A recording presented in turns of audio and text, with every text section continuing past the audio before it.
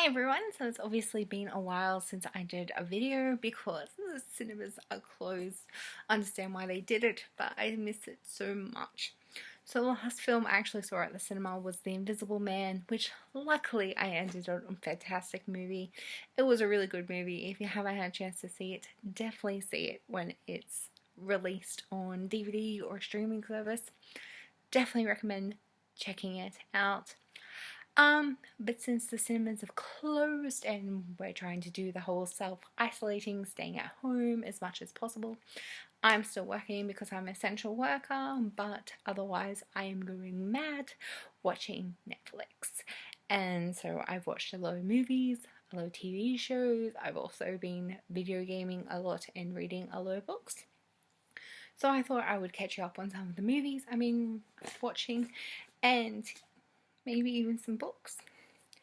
So, obviously, The Invisible Man, fantastic. Check out when you get the chance.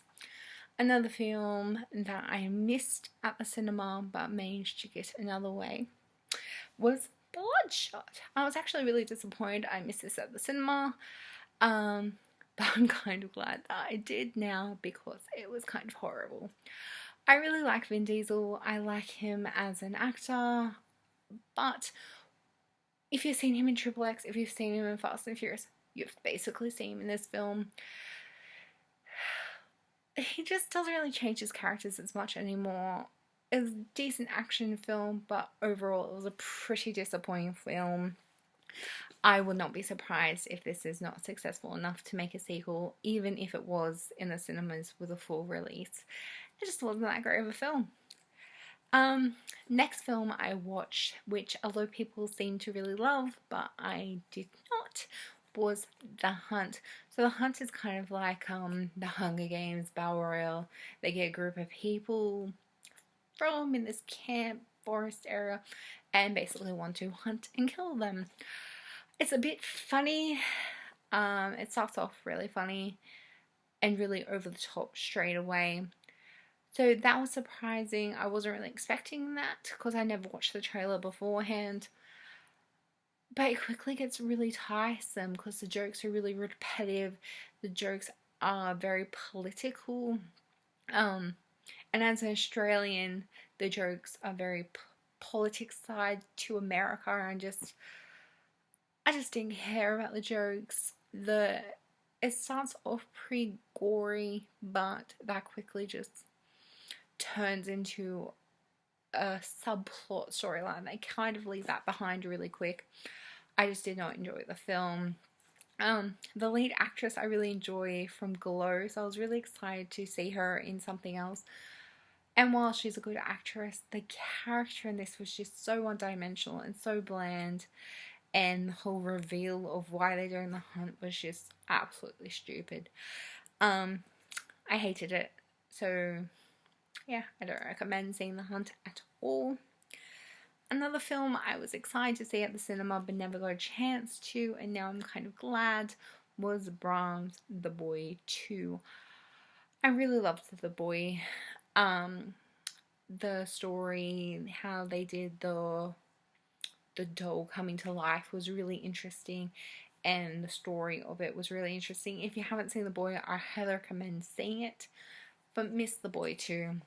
It completely ruins the first one, and this is just your typical doll is haunted, which is not like the first one at all, and I just hated it so much.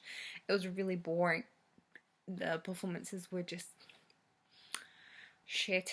So yeah, if you haven't seen it, you saved yourself. Don't go see it. The next film, oh my lord, this film is just insane. So it's called Color Out of Space. It stars Nicolas Cage, and typical Nicolas Cage lately is super, super weird. I still don't really know what happened in this film. It was interesting. It was weird. It was probably one of the most terrifying movies I've ever seen, but it still doesn't really explain anything. So basically, if this color touches you, your body just transforms into goo. They did it to the animals, and that was just terrifying. yeah, so it was kind of like this goo stuff from space that just transforms you, and it was weird. It's based on a H.P. Lovecraft story, so I'm curious to see his actual books. I haven't read them yet, but I imagine if they're using his books for inspiration to make movies like this, it's got to be a bit weird.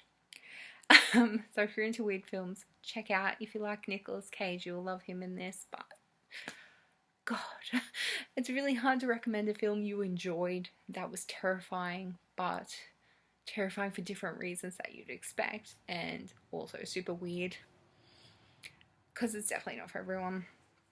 Another film I saw that I was interested in checking out because I thought it would be funny was The Dead Don't Die. It's not funny.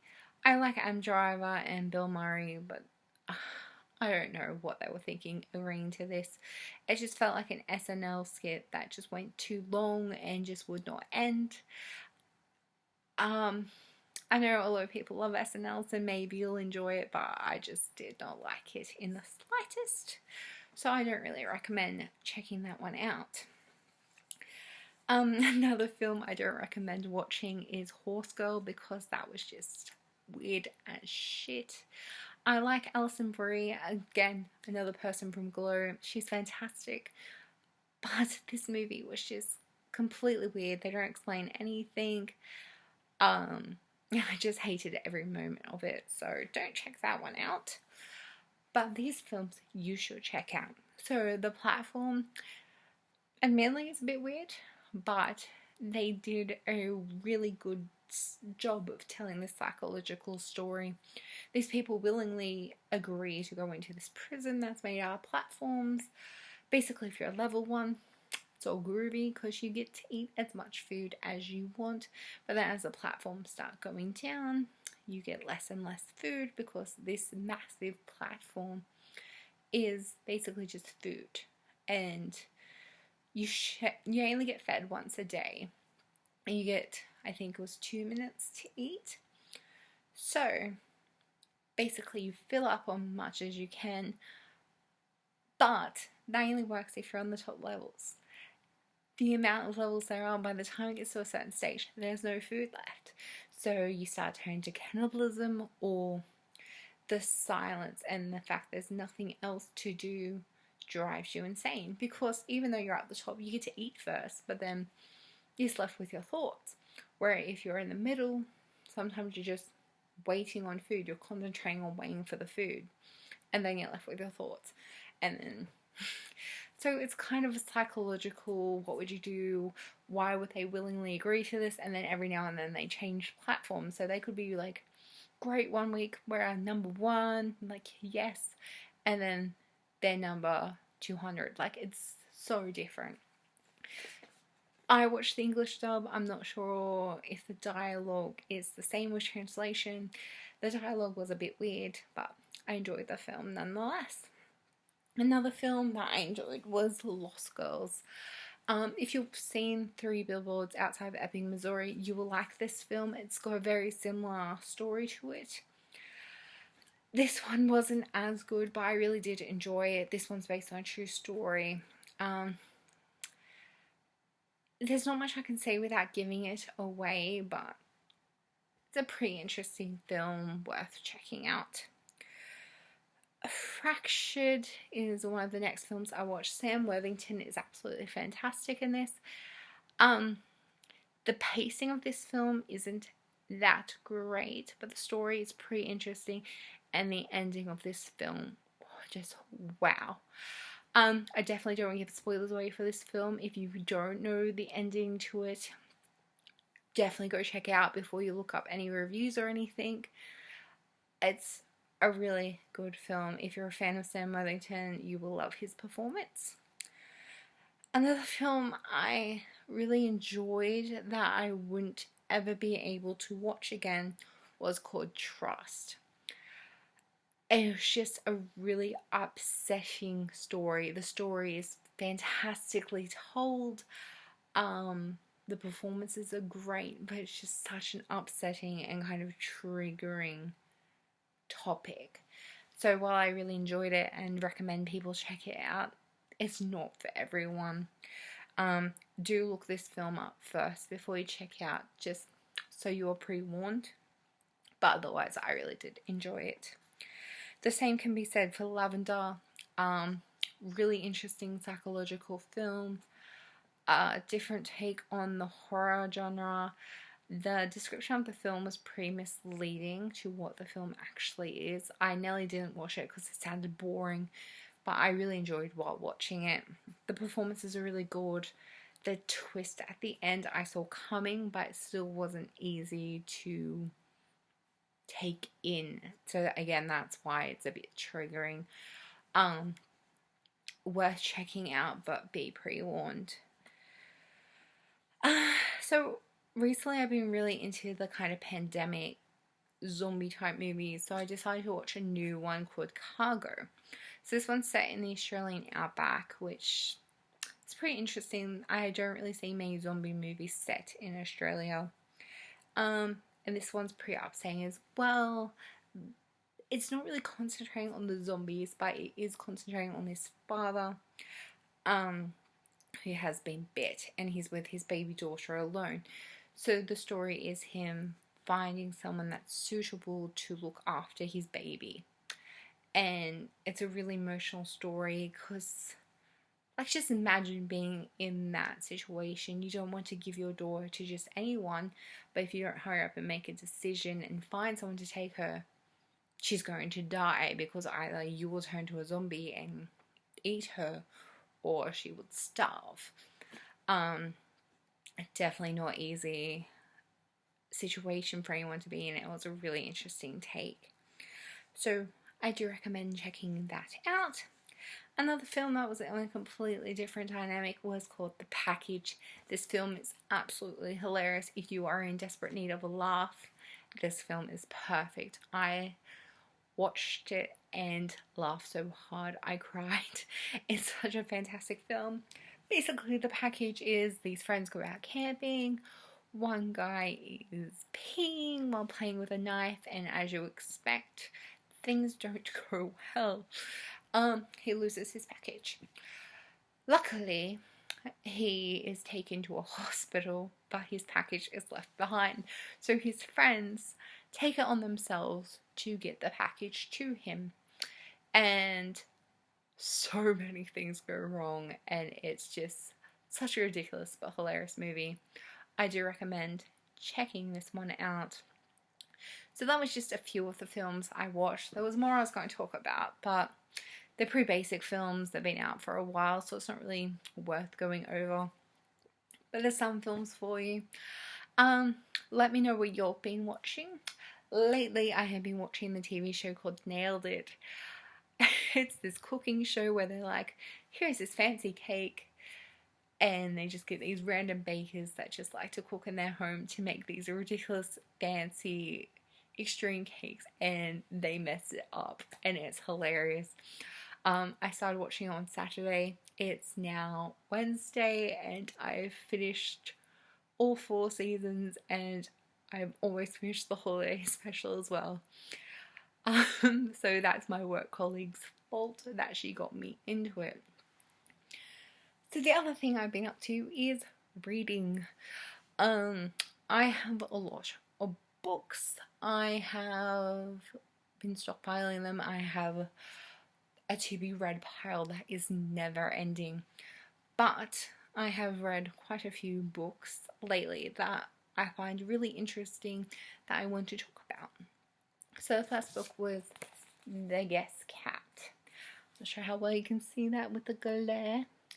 I don't want to butcher this name, but Takashi Hiraide. Sorry if I completely butchered that. But this is a great book. It's kind of about this older couple that don't really have much to talk about with each other anymore. They've just gone to that age where they know everything about each other. It's really hard for them to kind of find new and different things to talk about. So then they have this cat that comes and visits them. So most of their time is spent talking to this cat, and spending time with this cat, and then unfortunately the cat passes away. And it's, I guess, cat. They do not own this cat. This cat just comes to visit them.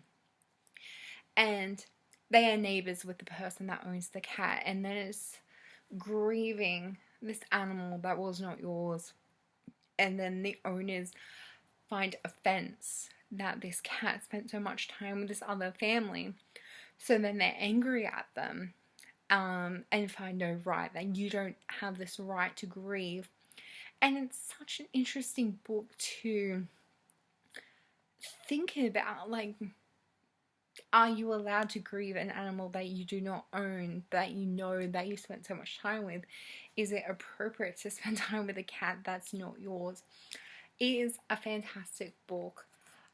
It is a very short book. It only has 140 pages, and the last 2 to 4 pages is basically explaining some of the Japanese terms that some people might not know. So if you're looking for a short book and you're a fan of cats, this is worth checking out. Another one I really enjoyed was Grief is the Thing with Feathers by Max Porter. This again is a really, really short book. This one is 114 pages, I want to say. Oops. 113 pages. I was close. So this one, basically, there's the father and 2 boys, and the mother passes away. And this crow comes along, and he's basically like, I'm not leaving until you guys learn how to grieve. And it kind of goes through how they all grieve separately. So it shows how the boys grieve, how the father grieves, and then you get a perspective from the crow. And the crow kind of talks differently. He doesn't talk in pure English.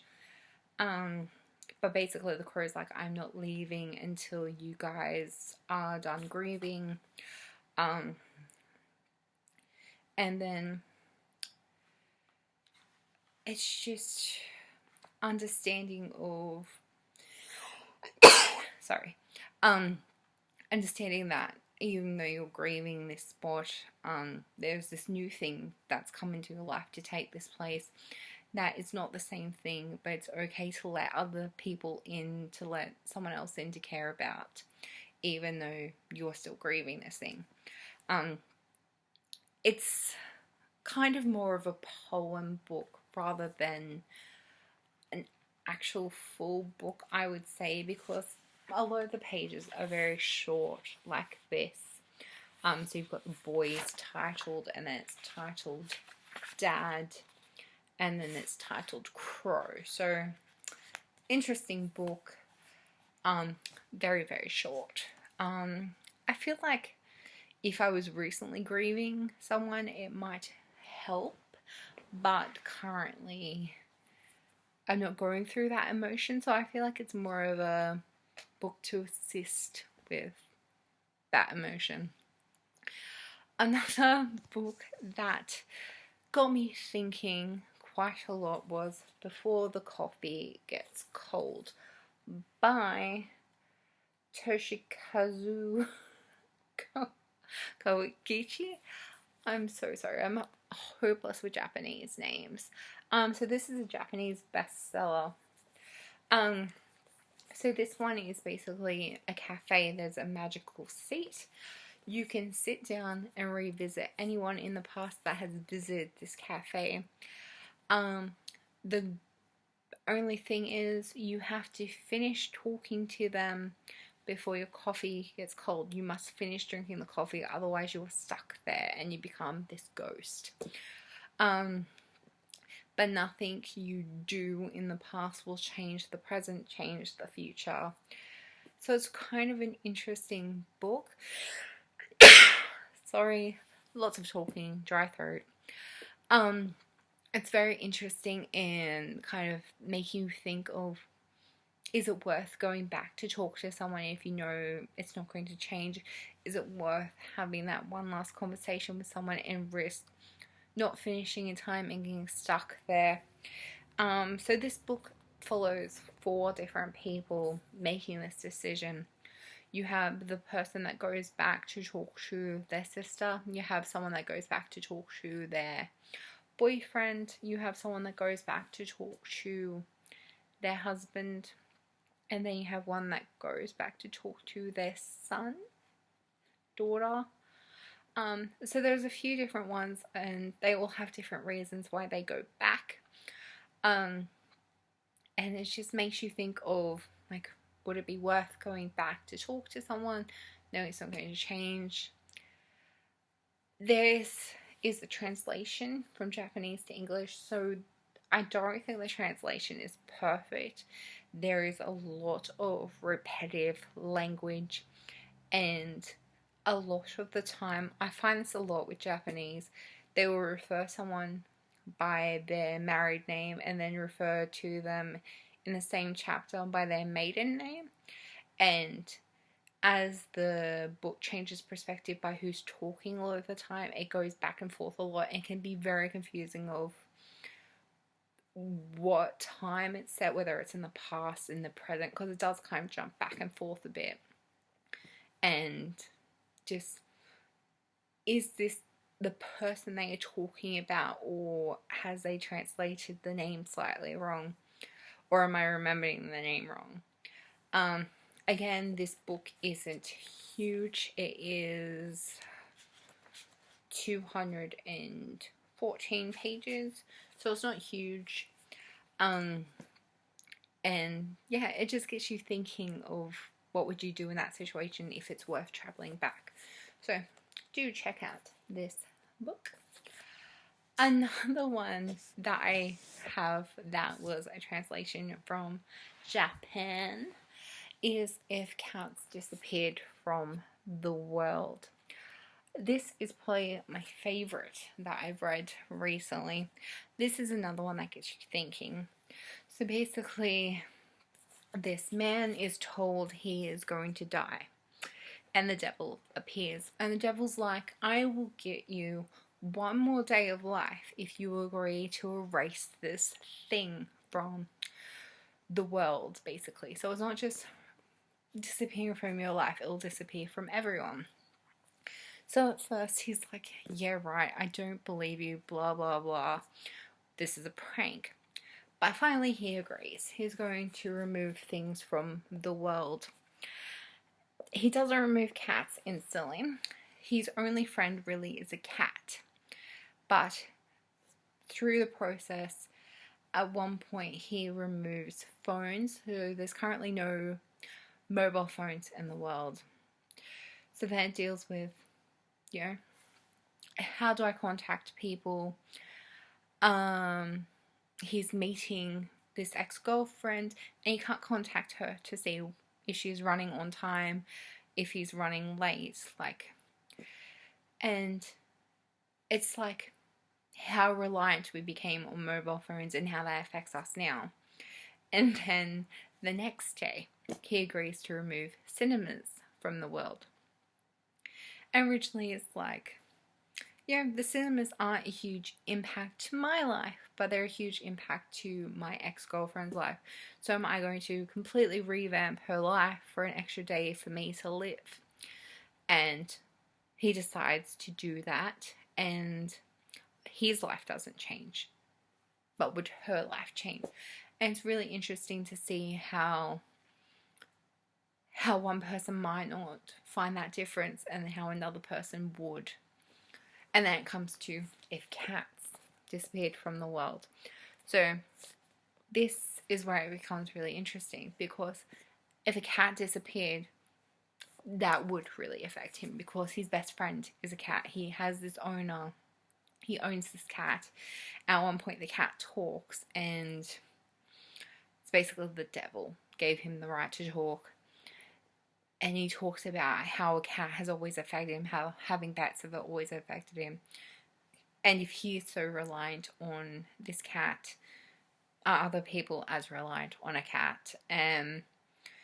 If he's not willing to remove a cat from the world, why was he so willing to remove the cinema or mobile phones or time from the world where other people might have been reliant. So it's a really interesting book. It really gets you thinking what you would do for an extra day to live. If you were going to die, would you accept it, or would you be going like, yeah, get rid of phones, get rid of this, like, I want to live. So yeah, one of the best books I have read recently. I recommend this one to everyone. So If Cats Disappeared from the World, it is another short book. So again, this one is only, doesn't put numbers on every page, 202 pages. So again, very short book. Definitely check it out. And the last book I was going to talk about is You Two Hidden Bodies. I love this TV show. It's very Dexterish. I used to love Dexter and was kind of missing watching Dexter. You kind of goes that way, but he's more of the villain, stalker, dark side, where Dexter kind of had this moral compass of why he was doing it. At some points, Joe, the lead character in You, does kind of bring a moral compass into the show, but the books are very different. The first book is very similar to the first season of the show. They did a really good job adapting it, but they did make him more likable in the show. They did make the relationship between Joe and Beck more believable. But in the book, it's really, really different. So if you love the show, be warned, the book is very different. It is more creepy, more dark. Joe is not a likable character, but in the show you can kind of understand why people believe that he might be not guilty, not bad, like he actually is, where the book is like, hey, run from this guy. And then Hidden Bodies is the sequel. So obviously season 2 just came out, where he has a relationship with Love, and basically his past catches up a bit. So in this one, she is not part of it at all, but Love and him have a very different relationship in the book. The TV show presented their relationship way more. His relationship with, I forgot his name, Forte. His relationship with Forte was way better in the show. It's not as good in the book. Forte is more erratic in the book, which I didn't really think was possible. He commits way more crimes in the book. The book still has a similar twist as the show, but not as good as the show. I don't really know how to explain it if you haven't seen the show. I do recommend checking out the show before you read the books, to be honest. They are just so different. Try and see them as separate things if you can. I couldn't do that, and I found this book really hard to get through because of that. But yeah, so these were the last books I read that I really enjoyed. There was another book I read that I absolutely hated, and that was Lullaby by Chuck Palahniuk. I want to do a separate video about Chuck Palahniuk, so that's why I'm not mentioning it here, but I did read that book recently and I didn't enjoy it. But I hope you enjoyed me talking about movies and books, which is different from me. Let me know below what movies you have been watching, what books you have been reading, what is your favourite book, suggest them to me. What's keeping you busy right now. I hope everyone is staying safe, staying inside. Please comment, like, subscribe. And yeah, just recommend me lots and lots of things and keep me busy from losing my mind. This, as always, thank you for watching and goodbye.